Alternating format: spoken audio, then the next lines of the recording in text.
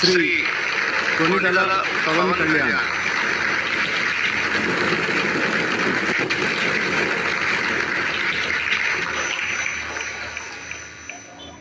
కొణిదెల పవన్ కళ్యాణ్ అనే నేను శాసనసభ సభ్యుడిగా ఎన్నికైనందున శాసనం ద్వారా నిర్మితమైన భారత రాజ్యాంగం పట్ల నిజమైన విశ్వాసం, విధేయత చూపుతారని, భారతదేశ సార్వభౌమాధికారాన్ని, సమగ్రతను కాపాడుతానని, నేను స్వీకరించబోయే కర్తవ్యాన్ని శ్రద్ధాశక్తులతో నిర్వహిస్తానని దైవ సాక్షిగా ప్రమాణం చేస్తాను.